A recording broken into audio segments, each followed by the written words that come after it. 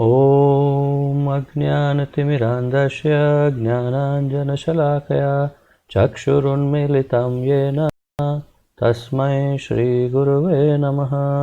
श्रीचैतन्यमनोभीष्टं स्थापितं येन भूतले स्वयं रूपकदा मह्यं ददाति स्वपदान्तिकं।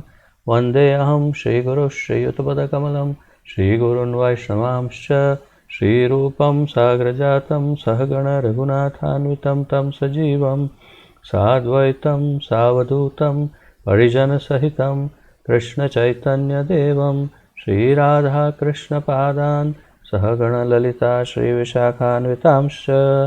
हे कृष्ण करुणा सिन्धो दीनबन्धो जगत्पते गोपेश गोपिकान्त राधाकान्त नमोऽस्तुते।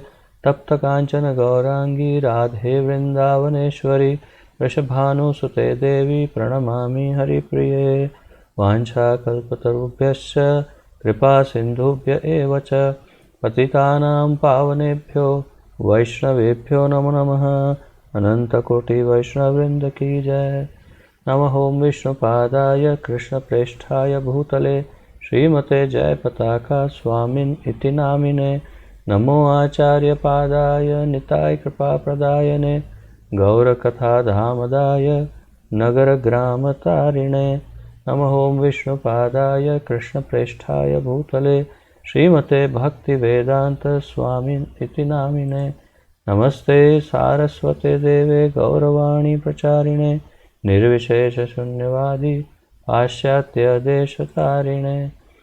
जय श्री कृष्ण चैतन्य प्रभु नित्यानंद श्री अद्वैत गदाधर श्रीवासादि और भक्तवृंद। हरे कृष्ण कृष्ण कृष्ण हरे हरे हरे राम राम राम हरे हरे। हरे कृष्ण कृष्ण कृष्ण हरे हरे हरे राम राम राम हरे हरे। हरे कृष्ण कृष्ण कृष्ण हरे हरे हरे राम राम राम हरे हरे। आप सबका फिर से एक बार बहुत बहुत स्वागत है आज के इस अत्यंत विशेष ज्ञानमय और विज्ञानमय यज्ञ में, जिसके अंतर्गत हम, जैसा कि आप जानते हैं, वेदों में जो सर्वोपरि माना जाता है ऐसा उपनिषद, सारे 108 उपनिषदों में जो सबसे महत्वपूर्ण माना जाता है, उस श्री ईशोपनिषद का अध्ययन हम कर रहे हैं।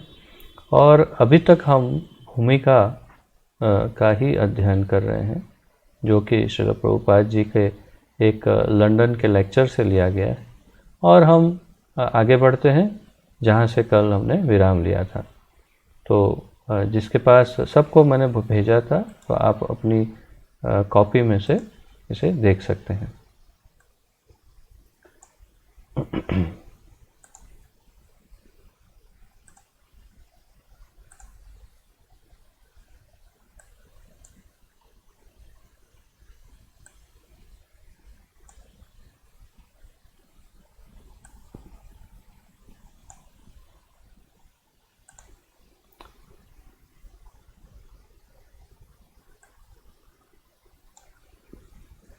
प्रारंभ में केवल एक वेद था और उसके पढ़ने की आवश्यकता नहीं थी।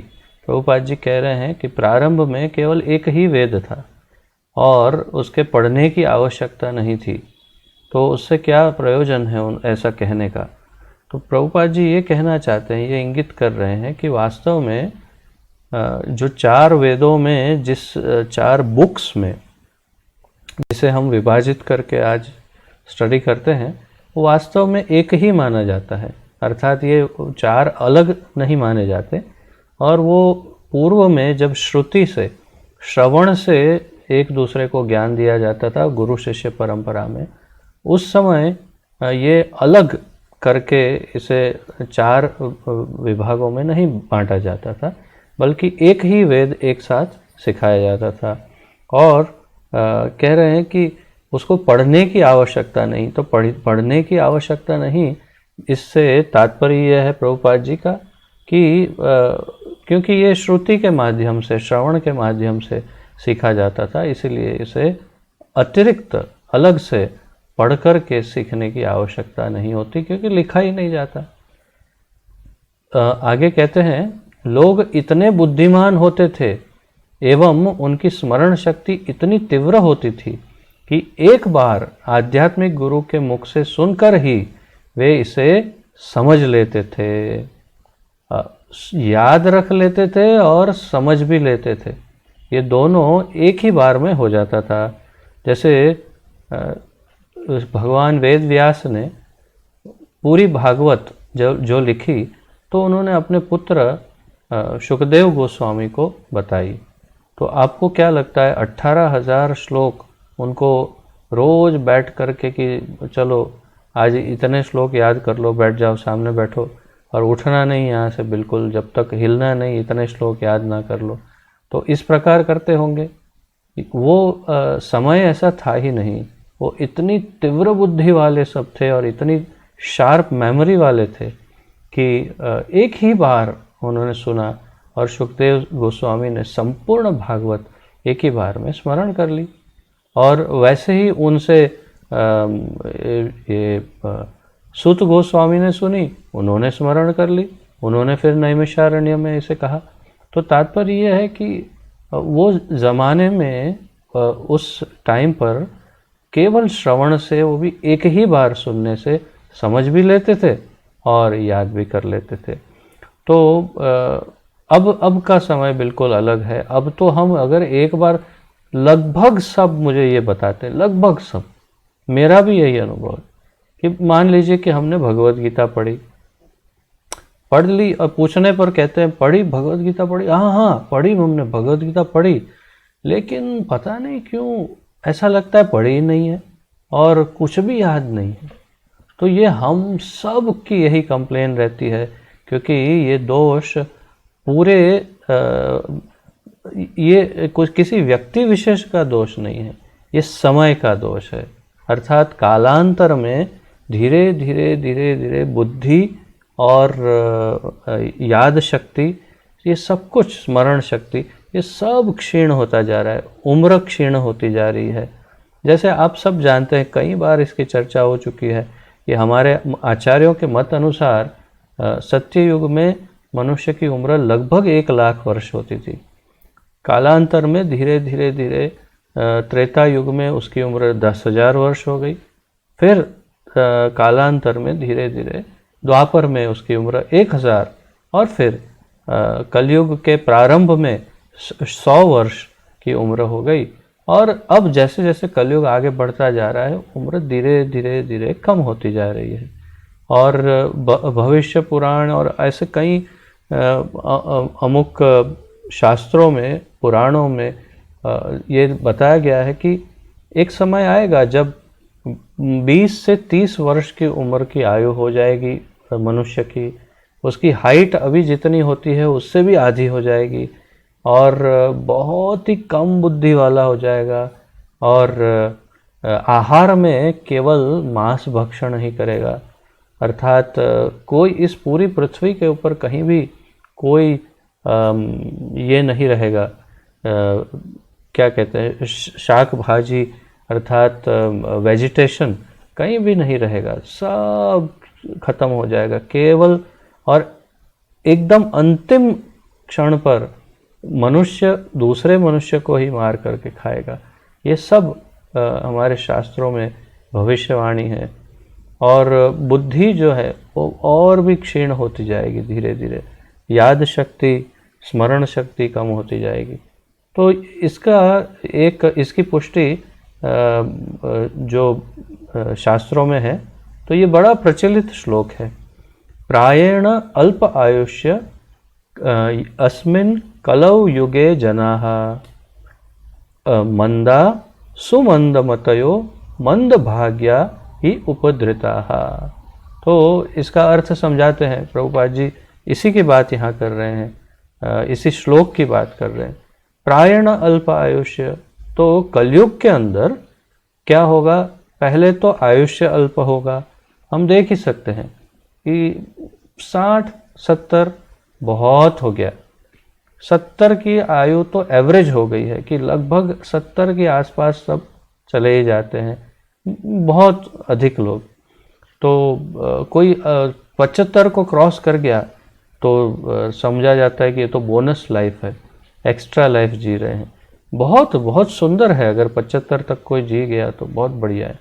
तो प्रायण अल्पायुष्य अस्मिन कलौ युगे जनाः, तो कलयुग के लोगों की बात कर रहा है ये शास्त्र। और कहते हैं मंदा सुमंदमतयो, मंदा आलसी, आलसी है। फिर सुमंदमतयो, बुद्धि नहीं है, बहुत कम बुद्धि है, कम बुद्धिशाली है। मंद भाग्य, अनलकी है, अनफॉर्चुनेट, क्या कहते हैं उसे, दुर्भाग्यशाली, जिनके साथ कुछ ना कुछ दुर्भाग्यपूर्ण घटनाएं घटती रहती है और दोष लगाते हैं इन पर उन पर, और फिर कोई नहीं मिला तो ग्रहों पे दोष लगाते हैं, अरे ये ग्रह मेरा खराब है, मेरा ये है ये।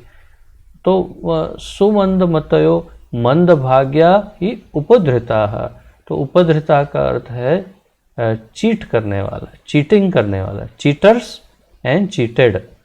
तो जो छलता है और जो छला जाता है उसे कहते हैं उपधृता। तो ये भविष्य की ये क्या कहते हैं, कलयुग की भविष्यवाणी है कि कलयुग में ऐसे लोग होते हैं और उनका जीवन इस प्रकार होता है। तो यहाँ पर प्रभुपाद जी कह रहे हैं लोग इतने बुद्धिमान होते थे उस समय, एवं उनकी स्मरण शक्ति इतनी तीव्र होती थी कि एक बार आध्यात्मिक गुरु के मुख से सुनकर ही वे इसे समझ लेते थे।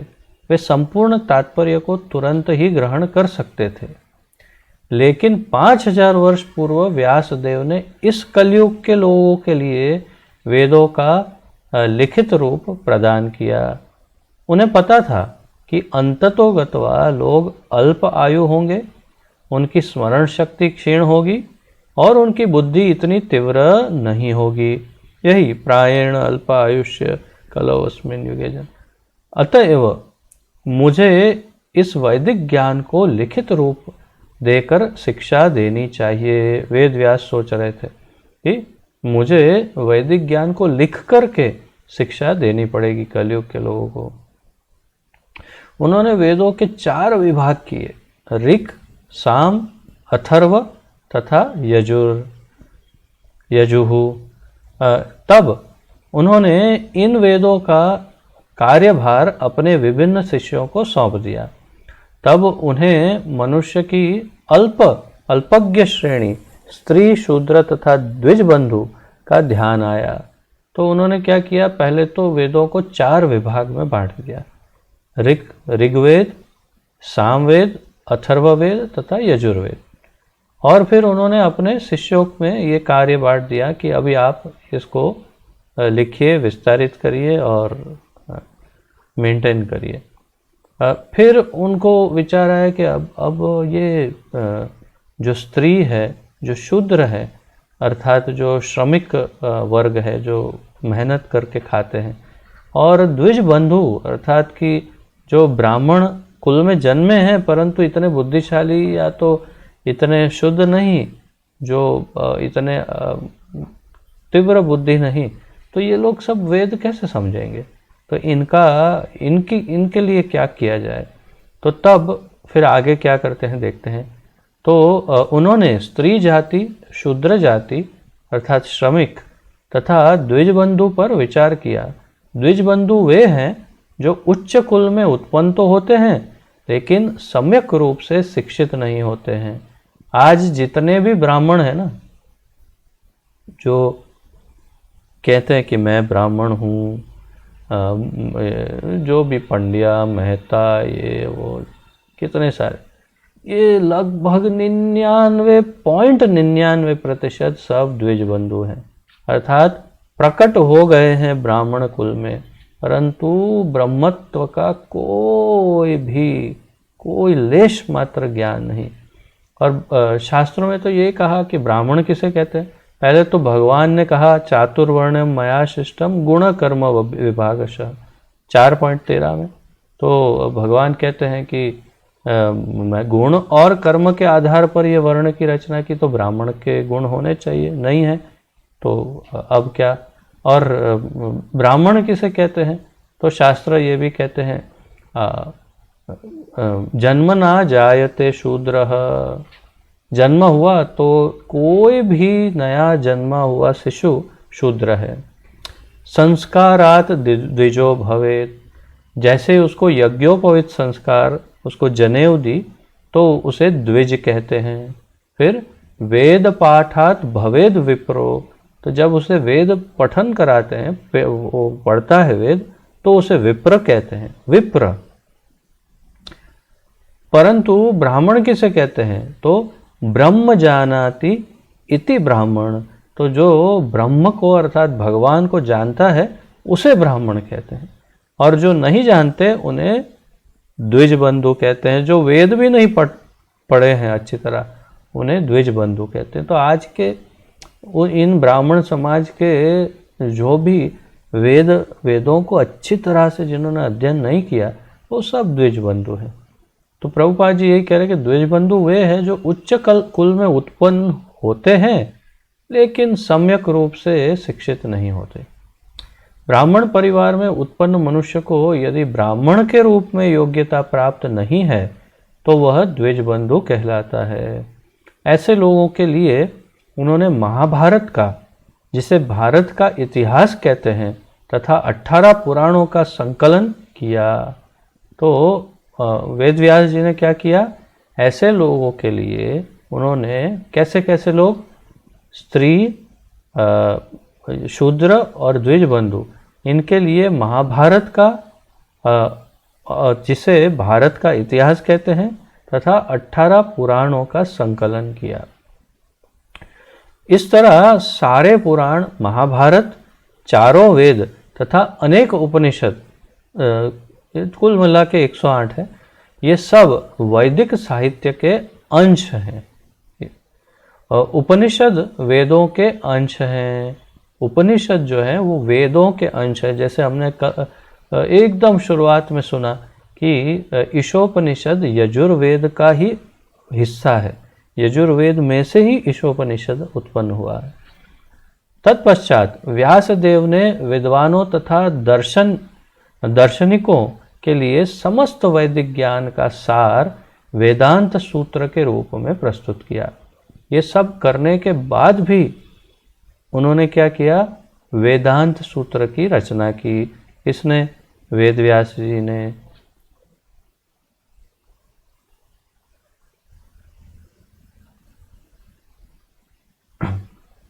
यह वेदों का अंतिम वचन है। वेदांत सूत्र जो है वेदों का अंतिम वचन है। व्यासदेव ने अपने गुरु महाराज नारद जी के आदेश से वेदांत सूत्र की रचना की। तो व्यासदेव को, ये पूरी बहुत लंबी कथा है, प्रभुपाद भी कहते हैं यहाँ लंबी गाथा है, तो बहुत बड़ी कथा है, परंतु भागवत में आप इसे स्पष्ट रूप से पढ़ सकते हैं। पूरी कथा बताइए उसमें कि कैसे वेद व्यास बहुत उदास थे, उन्होंने वेदों को लिख दिया, सूत्र, वेदांत सूत्र लिख दिया, पुराण लिख दिए और सब लिख दिया, परंतु फिर भी बहुत उदास थे। तो उनके गुरु प्रकट हुए नारद मुनि और पूछा कि what is this sound coming in between, you can hear, I don't know, okay let's observe. तो उन्होंने अपने शिष्य को पूछा कि क्या तुम्हारी क्या तकलीफ है, मैं देख रहा हूँ कि तुम बहुत दुखी हो।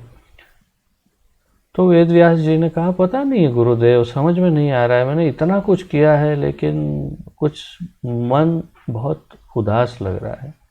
तो नारद मुनि पहले उन्हें डांटते हैं और कहते हैं कि तुमने वो सब लिख दिया जिसकी आवश्यकता नहीं है, पता नहीं तुमने क्या क्या, जैसे देवी भागवत और शिव महापुराण और कैसे कैसे पुराण उपनिषद क्या क्या लिख दिया है, परंतु जो वास्तव में जो जहाँ तक कोई व्यक्ति जब तक परम भगवान के गुणगान नहीं करता, तब तक उसके चित्त को शांति मिल ही नहीं सकती, चाहे वो कुछ भी कर ले।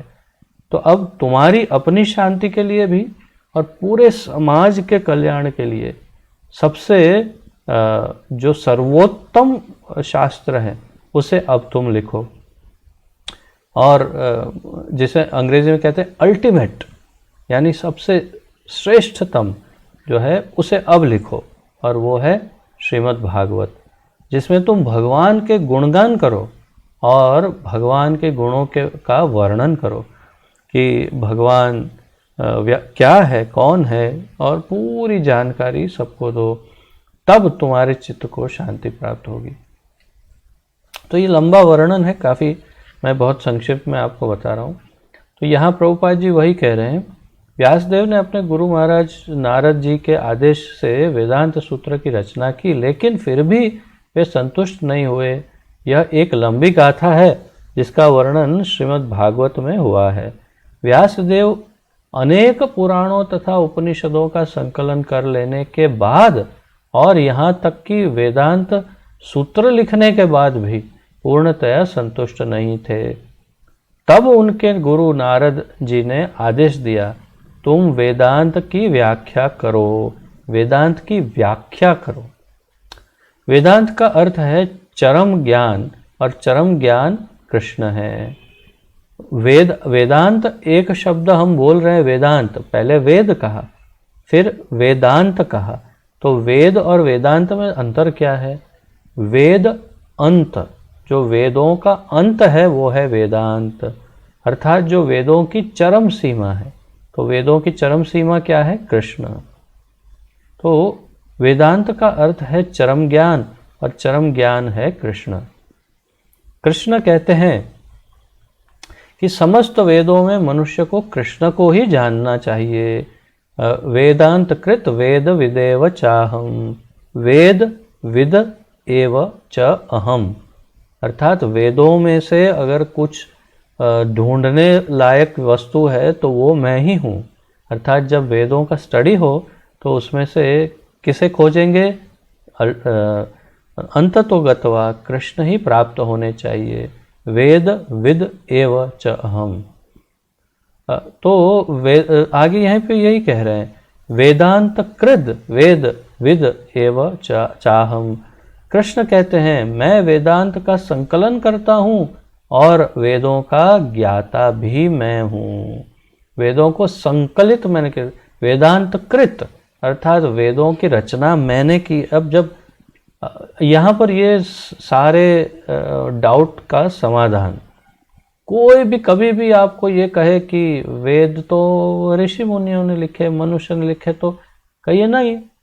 भगवान भगवद गीता में कहते हैं वेदांत कृत वेद विदेव चाहम, मैंने वेद लिखे हैं, बस। तो फिर क्या हुआ? कृत का अर्थ है बनाया, बनाना। तो जब वेद कृष्ण ने बनाए हैं तो वो अपौरुषेय है। अपौरुषेय अर्थात जो किसी पुरुष अर्थात मनुष्य ने नहीं लिखे हैं, भगवान ने लिखे हैं। तो कृष्ण कहते हैं मैं वेदांत का संकलन करता हूँ और वेदों का ज्ञाता भी मैं ही हूँ। अतएव चरम लक्ष्य तो कृष्ण है। वेदांत दर्शन के समस्त वैष्णव भाष्यों में इसकी व्याख्या की गई है। वेदांत दर्शन के जितने वैष्णव भाष्य हैं, अलग अलग भाष्य हैं वेदों पर, उसमें कुछ वैष्णव भाष्य हैं और कुछ सामान्य हैं। तो जो वैष्णव भाष्य है उनमें कृष्ण की जो है व्याख्या की गई है। हम गौड़ीय वैष्णवों का वेदांत दर्शन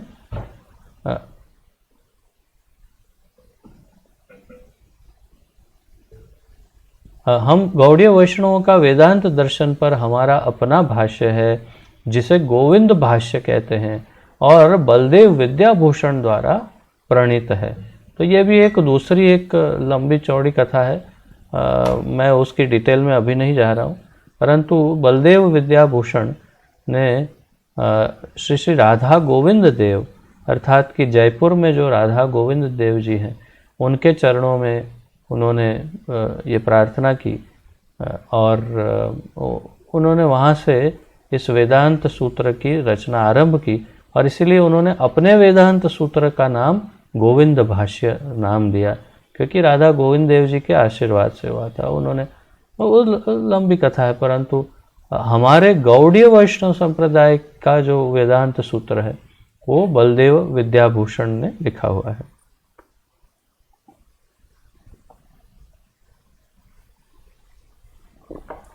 इसलिए जब आप प्रभुपाद जी की भगवत गीता का अध्ययन करते हैं तो प्रभुपाद जी ने आमुख में समर्पित इसे बलदेव विद्याभूषण को किया है कि जो हमारी इस परंपरा के बहुत ही महत्वपूर्ण आचार्य हैं।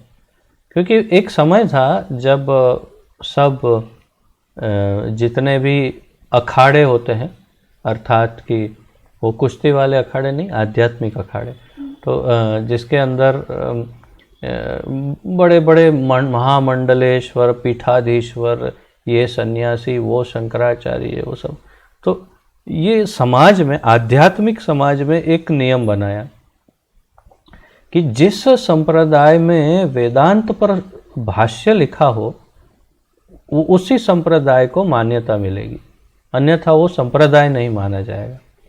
तब ये प्रश्न हमारे ऊपर आ गया कि भाई ये जो गौड़ीय वाले हैं वो लोग, बहुत सारे लोग हैं, परंतु किसी ने भाष्य नहीं लिखा है उसमें। और तब फिर बलदेव विद्याभूषण को रिक्वेस्ट की गई, और तब बलदेव विद्याभूषण ने गोविंद देव से प्रार्थना की। गोविंद देव जी ने स्वयं उन्हें प्रकट आशीर्वाद दिया और उन्होंने भाष्य लिखा। तो इसीलिए अब हमारे इस संप्रदाय को मान्यता है श्रील बलदेव विद्याभूषण जी की कृपा से और गोविंद देव जी की करुणा से। तो यही कह रहे हैं कि हम गौड़ीय वैष्णवों का वेदांत दर्शन पर हमारा अपना भाष्य है जो गोविंद भाष्य कहलाता है और बलदेव विद्याभूषण द्वारा प्रणीत है।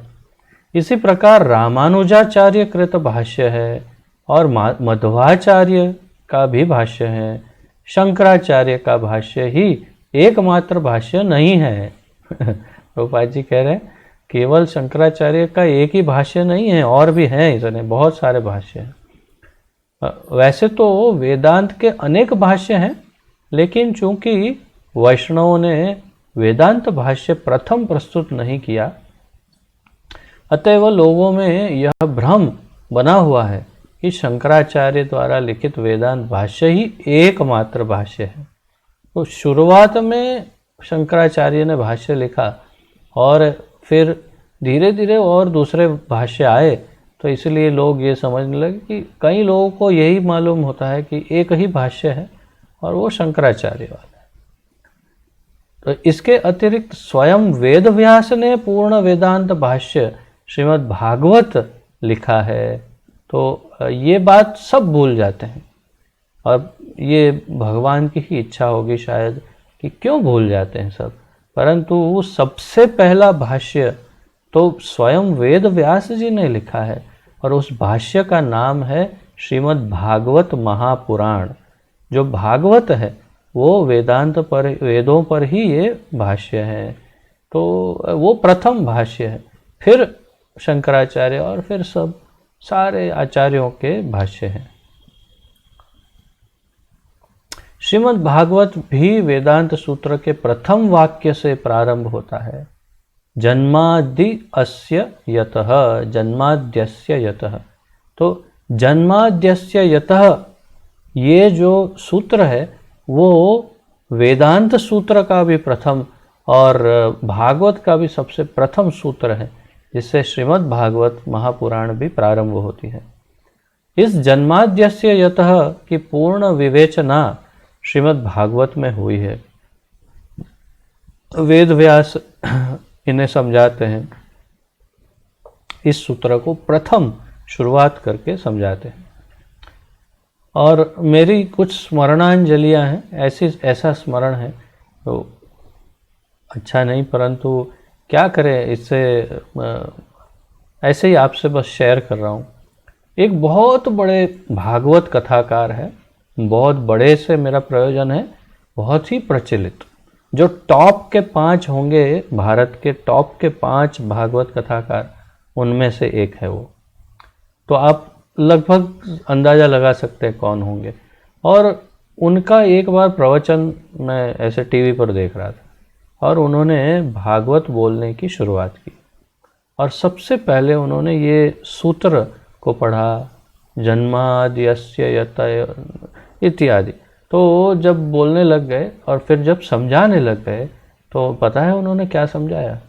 उन्होंने समझाया कि भगवान निराकार, निर्गुण, सर्वव्यापी ब्रह्म है।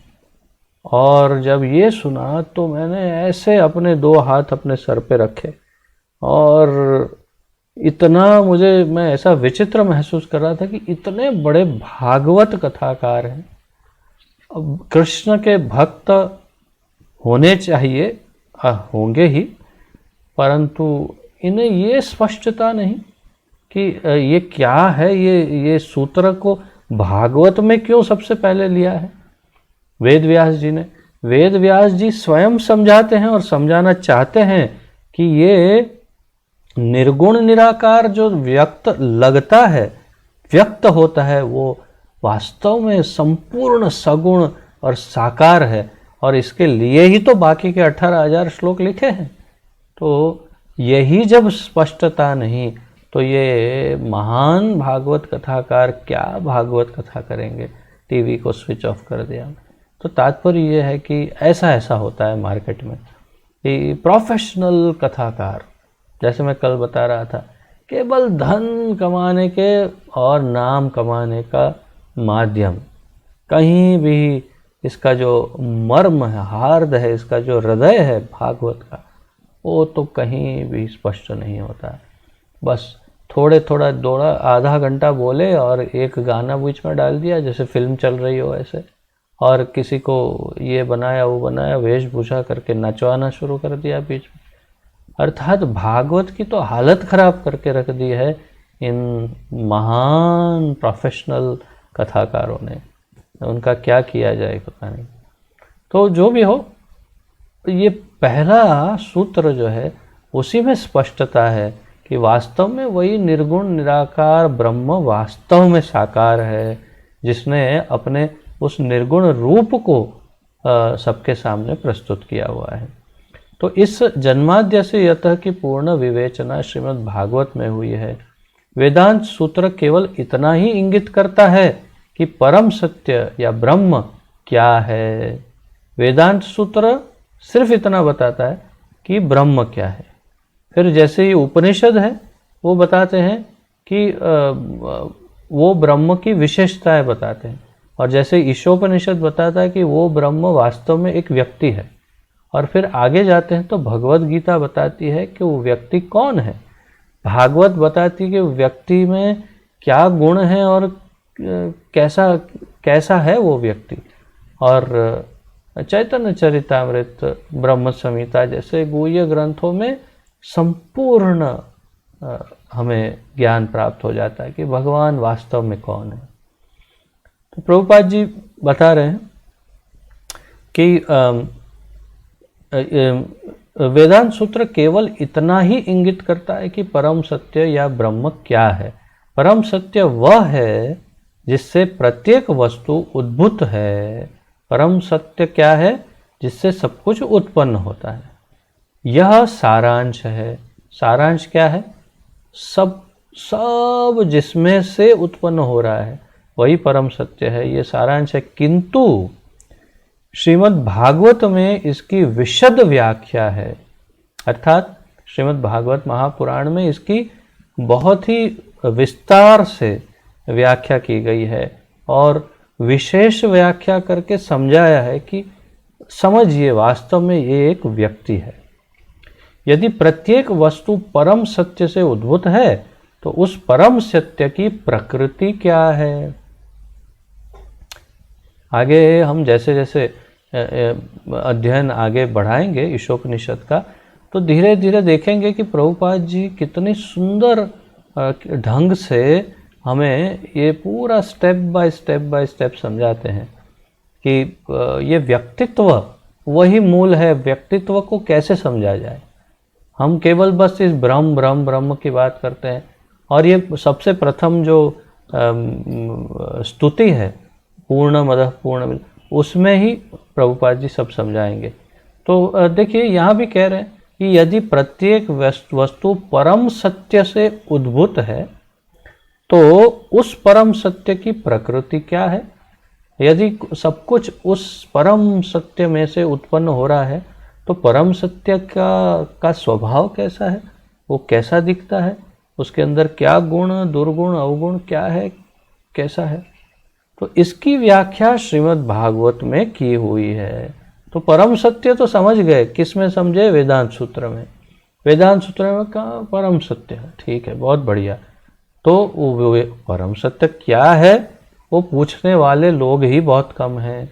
तो ये जो मायावादी निर्विशेषवादी है वो नहीं पूछते, उन्हें कोई परम सत्य, बस खुश हो गए, जाओ घर जाओ। तो और क्या हुआ, अरे भाई परम सत्य कोई, उसमें क्या विशेषता है वो तो आगे बताओ। तो वो पूछने वाले दो चार बाकी रहते हैं, वो सब भक्त हैं, और फिर उन्हें भागवत में समझाया जाता है कि हाँ तो आओ बैठो सुनो कि वो परम सत्य क्या है, कैसी प्रकृति है, कैसा दिखता है। इसकी व्याख्या श्रीमद् भागवत में की हुई है। परम सत्य को चेतना अर्थात भावनामृत स्वरूप होना चाहिए। परम सत्य को चेतना स्वरूप, चेतन स्वरूप, भावनामृत स्वरूप होना चाहिए। तो परम सत्य कोई जड़ वस्तु हो तो फिर कैसे सब चीज़ उसमें से उत्पन्न हो सकती है।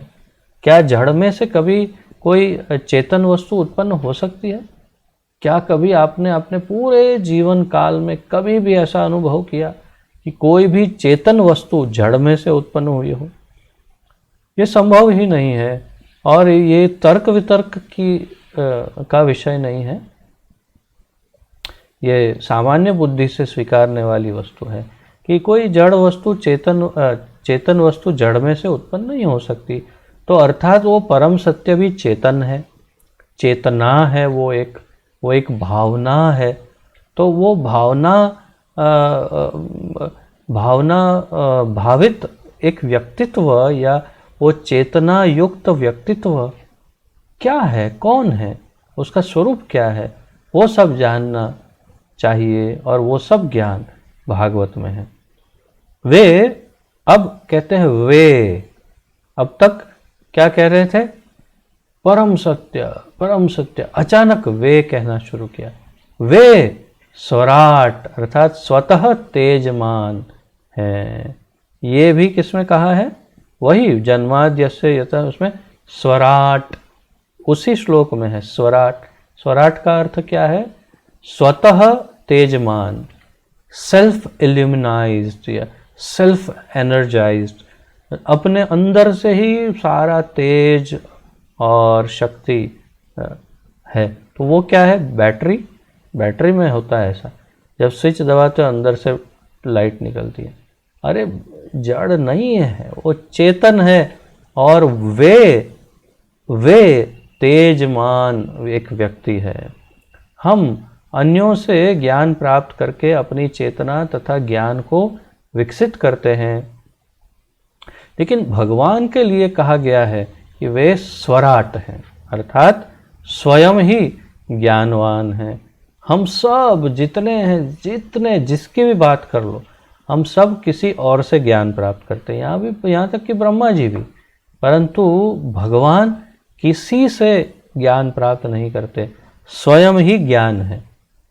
तो वे स्वराट है, वैदिक ज्ञान। अब ये देखिए ना, किसी भी आप अगर आपकी, मैं तो कहूँगा अगर आप दुर्भाग्यशाली हैं तो किसी मायावादी के इसके क्या कहते हैं अर्थघटन को पढ़िए तो चक्कर आ जाएगा कि अरे अब चक्कर आए कि पहले सुना होता तो हजम हो जाता, लेकिन अब सुनेंगे तो हजम नहीं होगा कि ये क्या बकवास करते हैं, क्या बोलते हैं।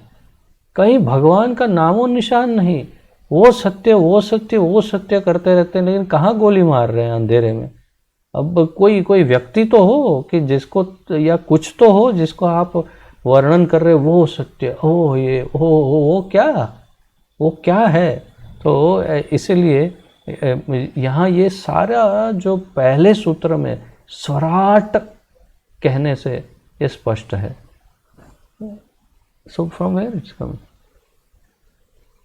we'll have to find out, or somewhere my sound is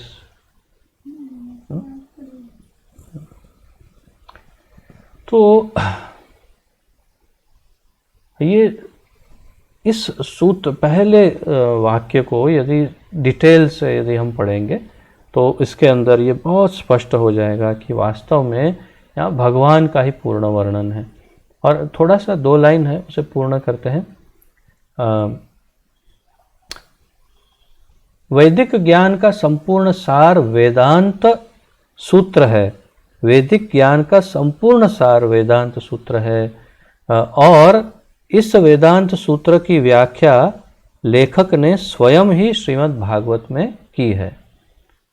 अंत में हमारा निवेदन है कि जो लोग वैदिक ज्ञान की व्याख्या समझना चाहते हैं वे उस श्रीमद् भागवत तथा भगवद गीता से समझने का प्रयास करें। तो ये लेक्चर की समाप्ति हुई प्रभुपाद जी के, और प्रभुपाद जी लेक्चर के अंत में कहते हैं कि जिस किसी को भी ये सत्य को जानना है, वेदों को जानना है, उनके लिए आवश्यक है कि वे भगवद गीता एवं भागवत का स्टडी करें।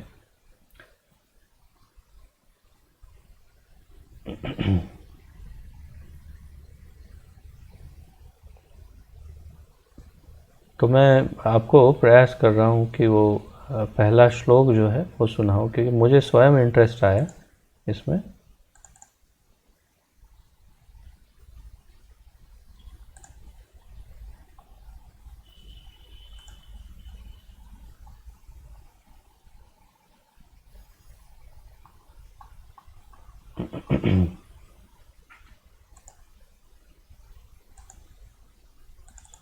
तो श्रीमद् भागवत श्लोक नंबर प्रथम स्कंद प्रथम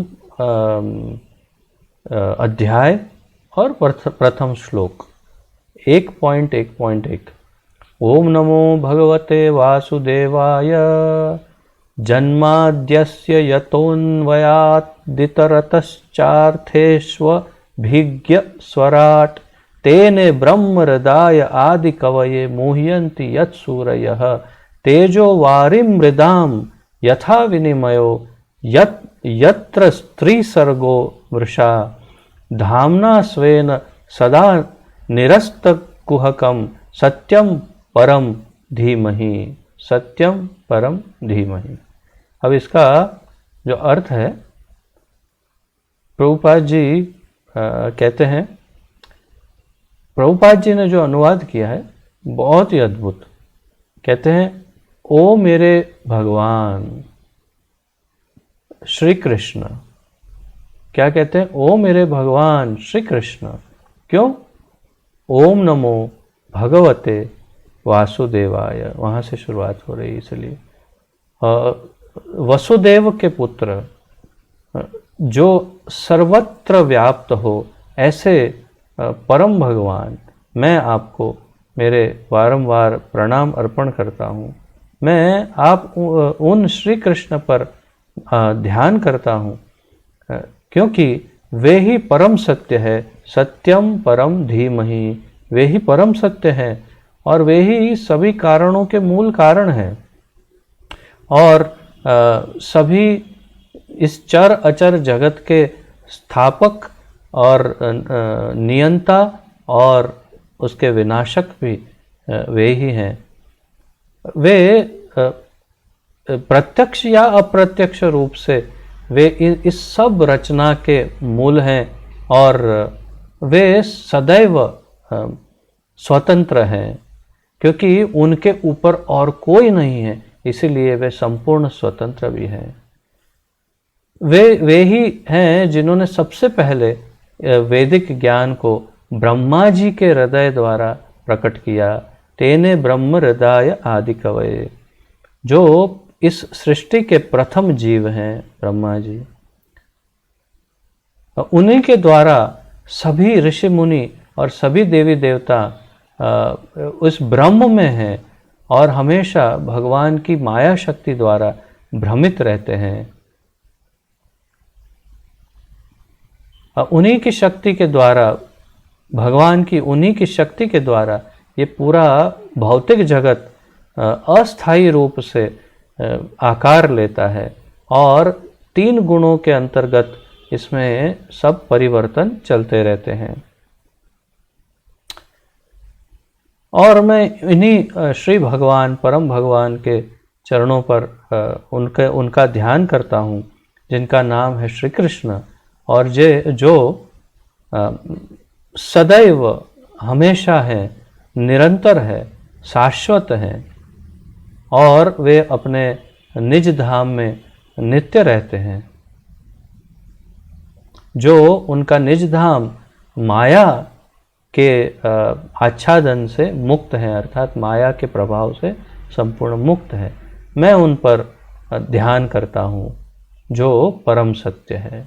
सत्यम परम धीमहि। तो ये है पूरे प्रथम श्लोक का वास्तविक और सत्य रूप में अनुवाद। जब आप किसी मायावादी सन्यासी का या मायावादी किसी का भी अगर इस पर सुनेंगे अनुवाद, तो आपको इतना नीरस लगेगा, रस नहीं इसमें। यहाँ तो कृष्ण का नाम है, उनके व्यक्तित्व का गुणगान है, उनके धाम का है, उनकी शक्तियों का वर्णन है। और जब कोई जैसे वो मैंने कथाकार को सुना था, ओहो इतना नीरस, इतना नीरस, तो अर्थात कि वे जानते ही नहीं कि सत्य क्या है। इस प्रकार तो जो भी हो, आगे बढ़ते हैं। हाँ, आज समय तो है, तो मैंने जैसे कल कहा था, आज प्रारंभ करते हैं। प्रारंभ में सर्वप्रथम श्लोक से पहले श्लोक से पहले जैसे हम मंगल आचरण करते हैं, वैसे यहाँ ईश स्तुति वो सबसे पहले है, फिर ईशोपनिषद आरंभ होगा। तो ईशोपनिषद में पहला श्लोक आरंभ हो उससे पहले ये ईश स्तुति है, जो भी बहुत ही महत्वपूर्ण है, और इस पर भी बहुत ही लंबा चौड़ा विवेचन इसका तात्पर्य दिया है श्रील प्रभुपाद जी ने। तो आइए मैं पढ़ता हूँ, आप सब ध्यान दीजिए। कुछ 30-35 वर्ष पूर्व मेरे ख्याल से मैंने इसको जैसे वेदांती गाते हैं या जैसे शंकर संप्रदाय के शंकराचार्य के जो अनुयायी करते हैं, उस प्रकार बहुत ही शुद्ध उसका जो उच्चारण, वैदिक उच्चारण जिसे कहते हैं, वो सब उच्चारण मैंने सीखा था। पर अब वो राग जो है, वो शुद्ध राग अब मैं भूल गया हूँ। तो इसलिए जैसा आता है वैसे ही अब मैं इसे आपके सामने प्रस्तुत करता हूँ। अन्यथा ये सब वेदों को गाने के बहुत ही शुद्ध राग होते हैं, और उसमें कब ऊपर ले जाना, कब नीचे ले जाना, ये सब बहुत स्पष्ट इंगित किया होता है। ओम पूर्णमदः पूर्णमिदं पूर्णात् पूर्णमुदच्यते पूर्णस्य पूर्णमादाय पूर्णमेवावशिष्यते। ओम पूर्णमदः पूर्णम इदं पूर्णात् पूर्णम उदच्यते पूर्णस्य पूर्णमादाय पूर्णम एवा अवशिष्यते। इसका अर्थ पहले एक एक शब्दों का अर्थ देखते हैं, फिर अनुवाद और फिर तात्पर्य। ओम, ओम का अर्थ है पूर्ण, प्रभुपाद जी कर रहे हैं इसका अर्थ। अ उ म, ओम हमेशा 3 अक्षरों से बनता है। अ पूरा, उ पूरा और म आधा। तो अ उ म, ओम, उससे ओमकार बनता है, और ये भी बीज है, मूल है।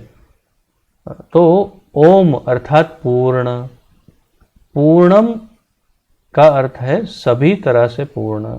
अदह वह, पूर्णम पूर्ण, इदम यह व्यवहार, दृश्य अर्थात दृश्य जगत, पूर्णात पूर्ण से, पूर्णम पूर्ण इकाई, उदच्यते उत्पन्न होता है, पूर्णस्य पूर्ण का, पूर्णम पूर्णतः, सब आदाय लेने पर, पूर्णम पूर्ण संतुलन, एव ही अवशिष्यते बचा रहता है। अनुवाद। भगवान पूर्ण है और चूंकि वे पूरी तरह परिपूर्ण है, अतएव उनके सारे उद्भव तथा यह व्यवहार जगत पूर्ण के रूप में परिपूर्ण है। पूर्ण से जो कुछ उत्पन्न होता है वह भी अपने में पूर्ण होता है। चूंकि वे संपूर्ण हैं, अतएव उनसे यद्यपि न जाने कितनी पूर्ण इकाइयां उद्भूत होती है, तो भी वे पूर्ण रहते हैं। क्या अद्भुत व्याख्या की है, क्या अनुवाद किया है प्रभुपाद जी ने। बहुत ही अद्वितीय अनुवाद है। जबकि आप अन्य लोगों का इसका अनुवाद देखेंगे तो इसके अंदर इस प्रकार का व्यक्तित्व का वर्णन कहीं आपको नहीं मिलेगा। अर्थात यहाँ पर प्रभुपाद जी अनुवाद में उस परम व्यक्ति की पूर्णता की बात कर रहे हैं। और जब कोई मायावादी इसका अनुवाद करता है तो वो निराकार निर्गुण कुछ काल्पनिक परम तत्व की व्याख्या की बात, पूर्णता की बात करता है। आगे प्रभुपाद जी बड़े विस्तार से, जैसे हमने ब्रह्म संहिता में देखा था, श्रील भक्ति सिद्धांत सरस्वती ठाकुर मायावादियों की कैसी हालत पतली करते हैं, वैसे यहाँ श्रील प्रभुपाद जी भी अपनी व्याख्या में बहुत स्पष्ट रूप से सब बताएंगे कि मायावादी कैसा सोचते हैं और वास्तव में इस सूत्र, इस स्तुति का क्या वास्तविक अर्थ है। तो अनुवाद जो किया उन्होंने प्रभुपाद जी ने, उस पर थोड़ा ध्यान करते हैं। तो ओम पूर्णम अदह, तो अदह का अर्थ है वह, और ये सभी तरह से पूर्ण है। तो अदह अर्थात वो मतलब वो कौन, वो मतलब भगवान। तो वो क्या है, पूर्ण है। ठीक है, भगवान पूर्ण है। पूर्णम इदम, इदम अर्थात ये जगत, तो ये क्या है, पूर्णम, ये जगत भी पूर्ण है। अरे ऐसा कैसे, हमने तो सुना था कि यहाँ तो सब अधूरा है, सब ये है, हम ही कहते हैं कि ये जगत तो पूर्ण नहीं। अब सुनो क्यों है, सुनो ध्यान से क्या कहती है स्तुति। वो पूर्ण है, ये जगत भी पूर्ण है। पूर्णम उदत, पूर्णात पूर्णम उदच्यते, पूर्णात पूर्णम उदच्यते अर्थात जीरो। वही उदाहरण जो आपको पहले बताया, शून्य में से शून्य को निकालो तो कितने निकल सकते हैं, एक शून्य में से 1 करोड़ शून्य निकालो। हाँ, निकाल सकते हैं, क्यों नहीं। और फिर क्या रह जाएगा, शून्य में से 1 करोड़ शून्य निकाले तो शून्य रह गया। शून्य के अंदर 1 करोड़ शून्य डाले, 10 करोड़ शून्य डाले, 100 करोड़ शून्य डाले, क्या रहेगा, शून्य, एक ही शून्य रहेगा। तो उसके अंदर चाहे कुछ भी उसमें से निकालो या डालो, क्या रहता है, शून्य ही रहता है।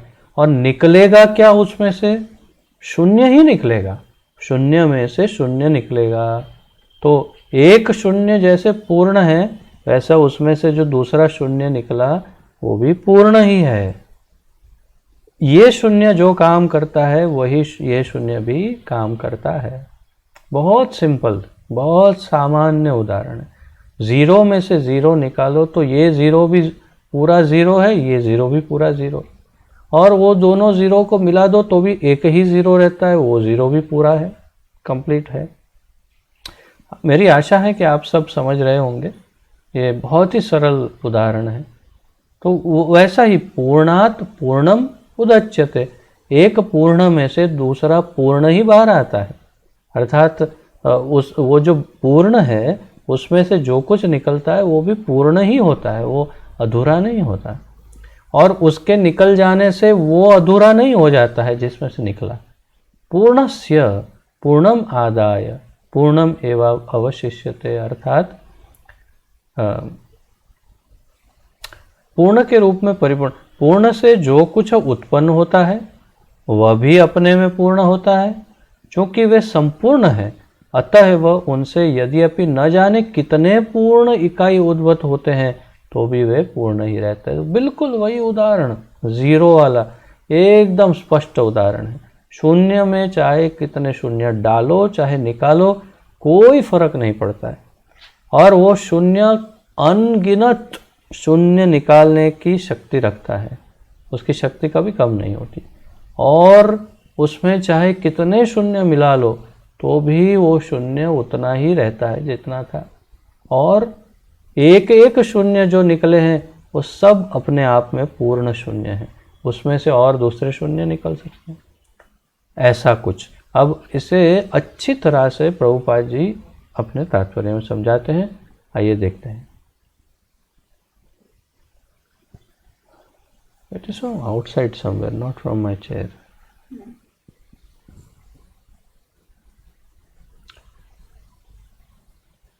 तात्पर्य, पूर्ण या परम सत्य पूर्ण पुरुषोत्तम भगवान है।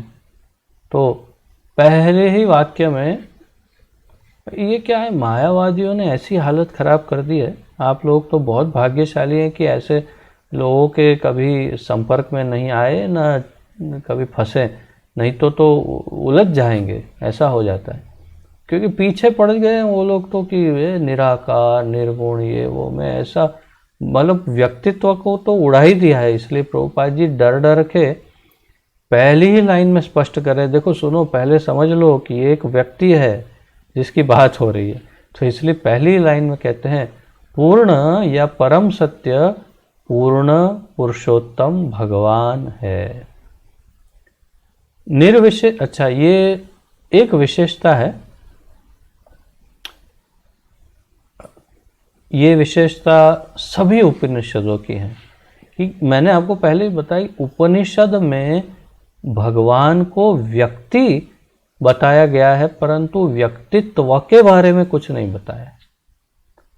तो कहीं भी आपको ये कृष्ण के बारे में या कृष्ण की या नारायण या विष्णु की कोई विशेषता या ऐसा कुछ कहीं वर्णन नहीं मिलेगा।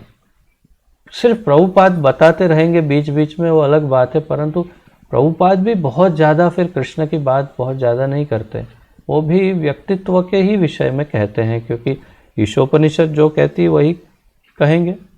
परंतु हमें समझाते हैं कि देखो ध्यान देना कि ये कृष्ण की ही बात है मूल रूप से।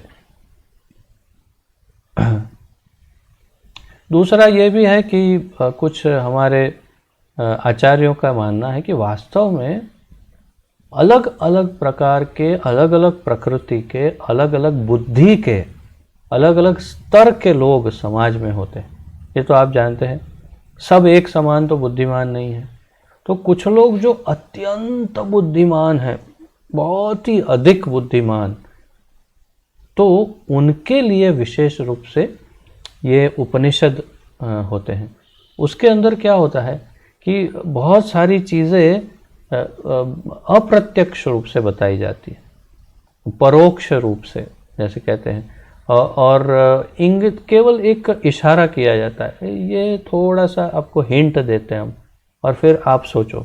तो वो बहुत बुद्धिमान जो व्यक्ति है, ये उसकी खुराक है, उसका आहार है, वो उपनिषद पढ़ते हैं और फिर सोचते हैं, हाँ इसका अर्थ ये हुआ, हाँ ठीक है, वाह अभी मन को शांति मिली। तो अर्थात उनका आहार है ऐसा सोचना, गहराई से सोचना। तो उनके लिए ये सब उपनिषदों में अधूरा अधूरा कह दिया, कि हाँ वो व्यक्ति है, लेकिन आप सोचो कौन है क्या है वो सब बाद में, बट वो परम सत्य एक व्यक्ति है, बस उतना ही।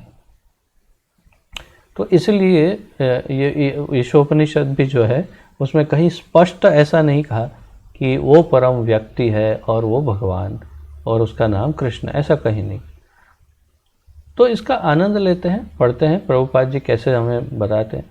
तो पहली लाइन में स्पष्ट करते हैं, पूर्ण या परम सत्य पूर्ण पुरुषोत्तम भगवान है।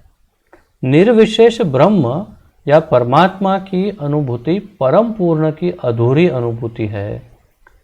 निर्विशेष ब्रह्म या परमात्मा की अनुभूति, निर्विशेष ब्रह्म तो आप जानते हैं, और परमात्मा जो हमारे हृदय में भगवान है, उनकी अनुभूति परम पूर्ण की अधूरी अनुभूति है।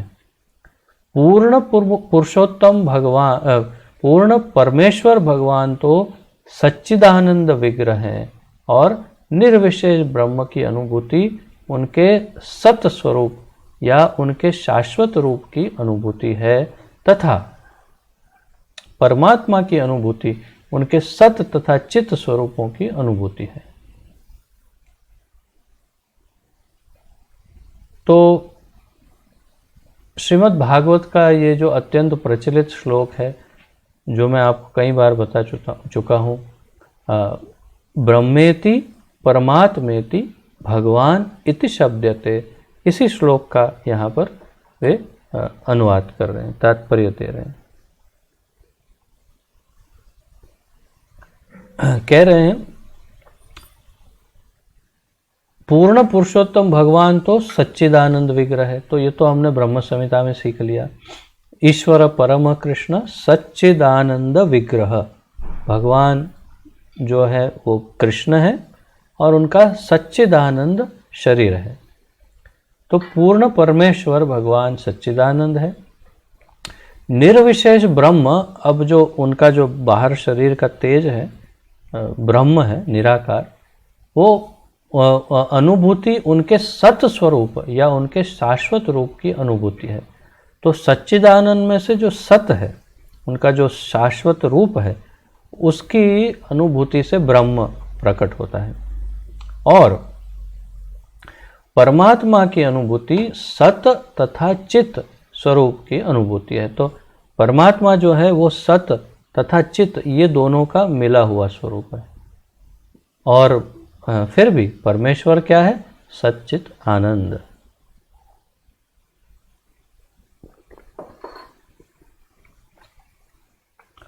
किंतु भगवान की अनुभूति सारे दिव्य स्वरूपों में सत चित्त तथा आनंद की अनुभूति है।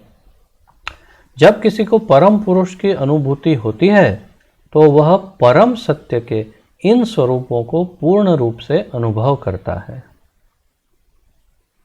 कोई कहता है कि हमें साक्षात्कार हुआ है, तो जिसे पूर्ण साक्षात्कार हुआ हो उसे क्या होता है?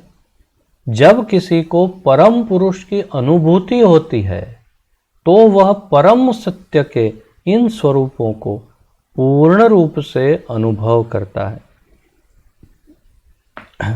हम जिसे परमहंस कहते हैं, उस अवस्था में ये अनुभूति हो सकती है। विग्रह का अर्थ है रूप, विग्रह अर्थात शरीर। इस प्रकार परम सत्य पूर्ण रूप विहीन निराकार नहीं है। अर्थात वो जो परम सत्य की बात कर रहे हैं, वो परम सत्य या पूर्ण सत्य जो पूर्ण कह रहे हैं, वो निराकार नहीं है, वो एक व्यक्ति है।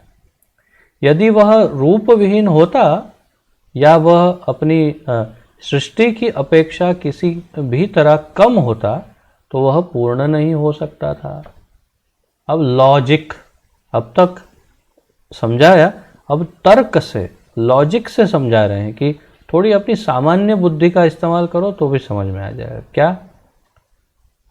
यदि वह रूप विहीन होता, अगर वो परम सत्य निराकार होता, कोई रूप नहीं होता उसका, तो या वह अपनी सृष्टि की अपेक्षा किसी भी तरह कम होता, अर्थात हम सब रूप वाले हैं, हमारे आकार हैं, शरीर है, और उसका रूप नहीं है, उसका शरीर नहीं है। तो अगर मतलब हम तो उससे एडवांस हुए ना, हम उससे और अच्छे हुए, क्योंकि हम हमारा शरीर है, उसको तो बेचारे को शरीर भी नहीं है, वो तो बेचारा बहुत बुरी अवस्था में है ना, शरीर नहीं है उसको। तो हम तो एडवांस है, उससे आगे हैं।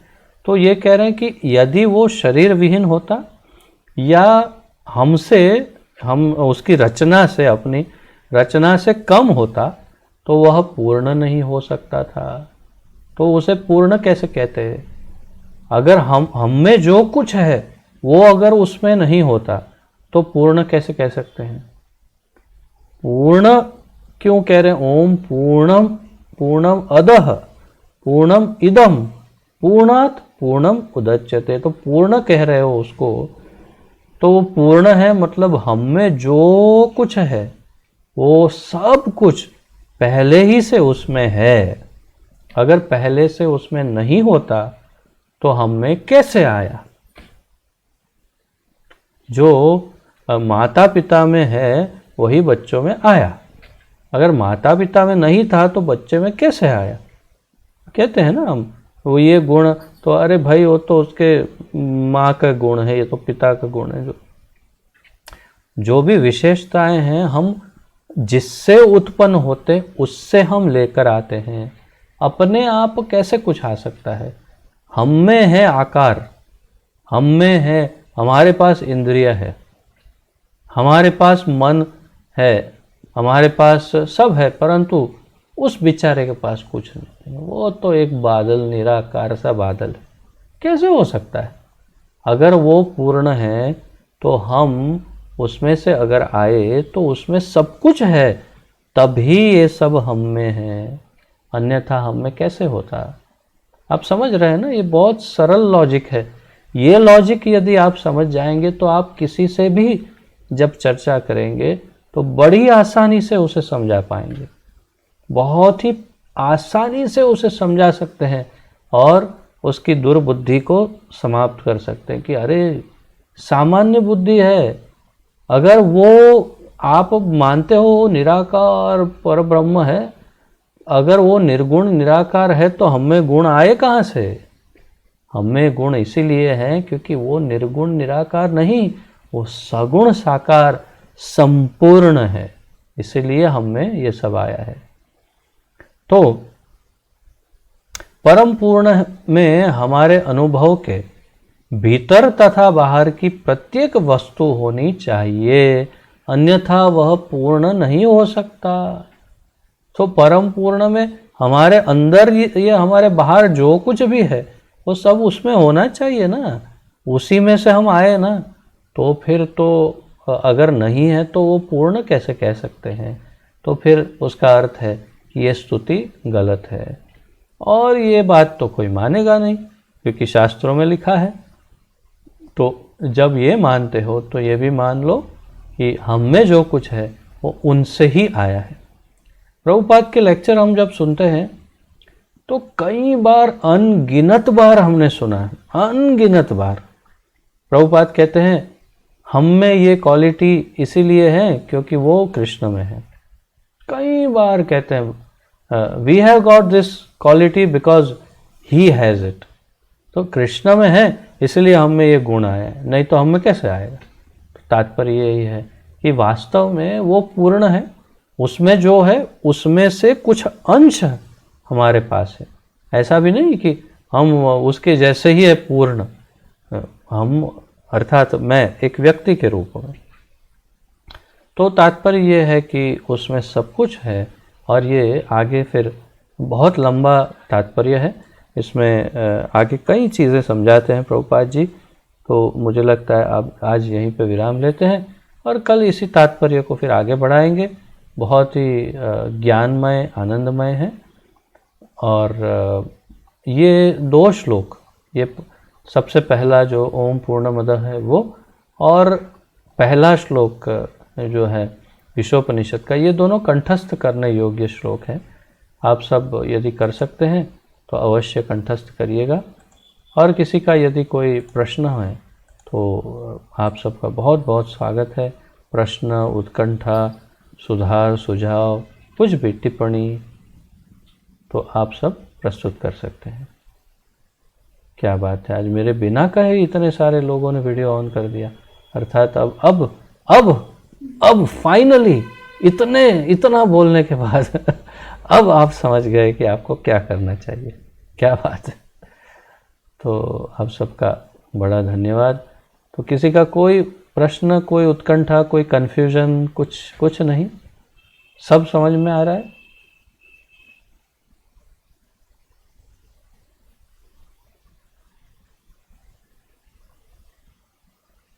ठीक है। तो यदि आप सब कुछ विशेष नहीं कहना चाहते या पूछना चाहते तो विराम लेते हैं। और कल फिर भक्ति वृक्ष क्लास होगा, तो कल एक दिन विराम होगा और फिर परसों फिर से हम ईशोपनिषद को आगे बढ़ाएंगे।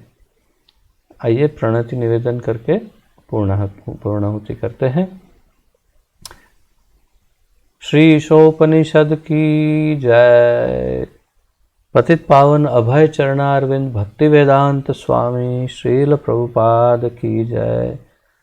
पतित पावन गुरुदेव की जय। आप सभी भक्तों की जय हो। निताय गौर प्रेमानंदे। हरि हरि बोल। हरे कृष्ण। आप सबको दंडवत प्रणाम और आप सबका बहुत बहुत धन्यवाद।